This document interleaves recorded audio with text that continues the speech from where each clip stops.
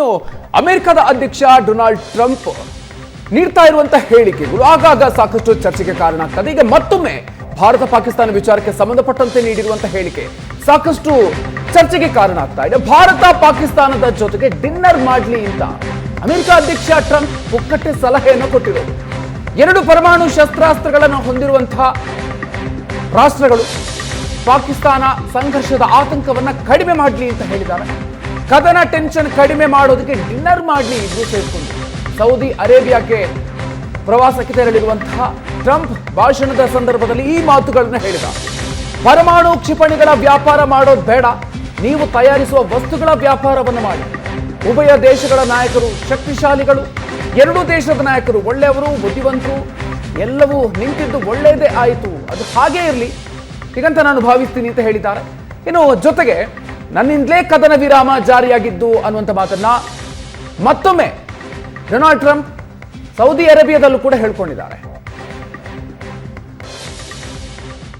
Just days ago, my administration successfully brokered a historic ceasefire to stop the escalating violence between India and Pakistan. And I used trade to a large extent to do it. I said, fellas, come on, let's make a deal. Let's do some trading. Let's not trade nuclear missiles. Let's trade the things that you make so beautifully. And they both have very powerful leaders, very strong leaders, good leaders, smart leaders. And it all stopped. Hopefully it'll remain that way, but it all stopped. I was very proud of Marco Rubio and all of the people that worked so hard. Marco, stand up. What a great job you did on that. Thank you, J.D. Vance, Marco. The whole group worked with you, but it was a great job. And I think they're actually getting along. Maybe we can even get them together a little bit, Marco, where they go out and have a nice dinner together. Wouldn't that be nice?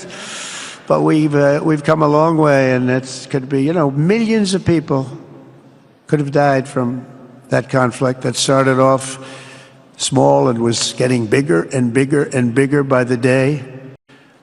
Just days.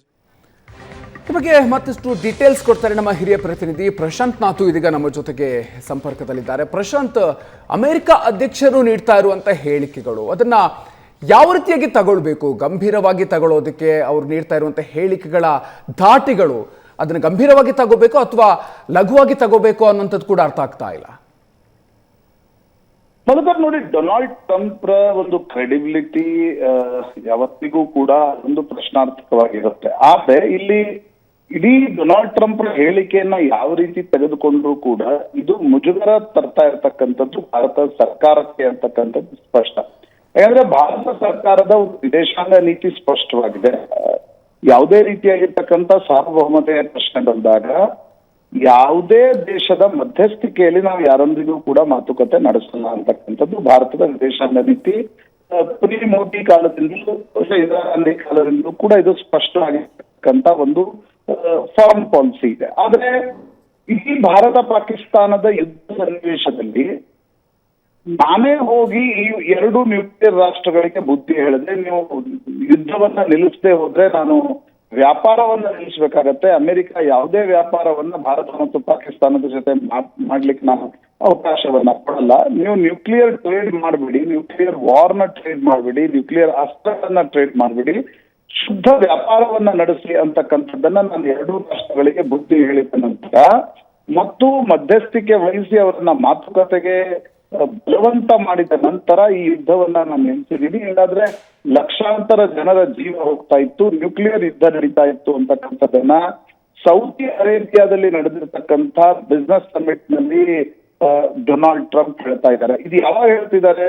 ಶನಿವಾರದ ಇಡೀ ಒಂದು ಕದನ ವಿರಾಮದ ಪ್ರಸ್ತಾವನೆ ಮೊದಲು ಜಗತ್ತಿಗೆ ಗೊತ್ತಾಗಿದ್ದೇ Donald Trump tweet ನ ಕಾರಣದಿಂದ. ಹೀಗಾಗಿ ಡೊನಾಲ್ಡ್ ಟ್ರಂಪ್ ಟ್ವೀಟ್ಗೆ ಒಂದು ಸಾಕಷ್ಟು ಮಹತ್ವ ಬಂತು.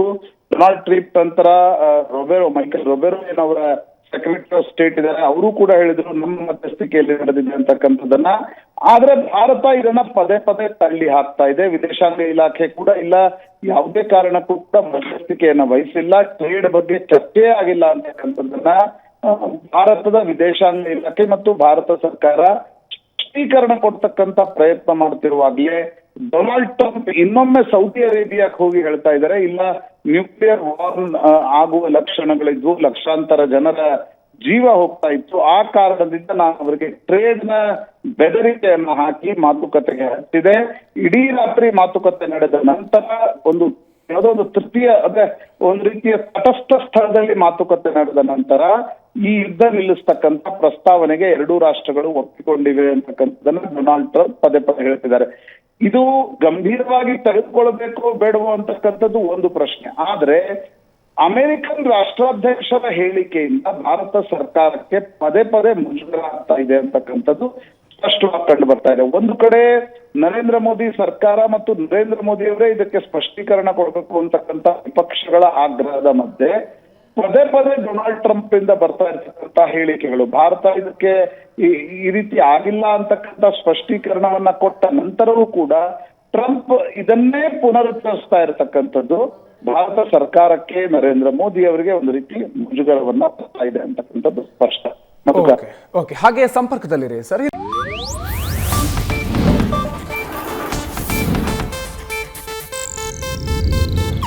ಇದು ಏಷ್ಯಾನೆಟ್ ನ್ಯೂಸ್ ನೆಟ್ವರ್ಕ್ ಪ್ರಸ್ತುತಿ.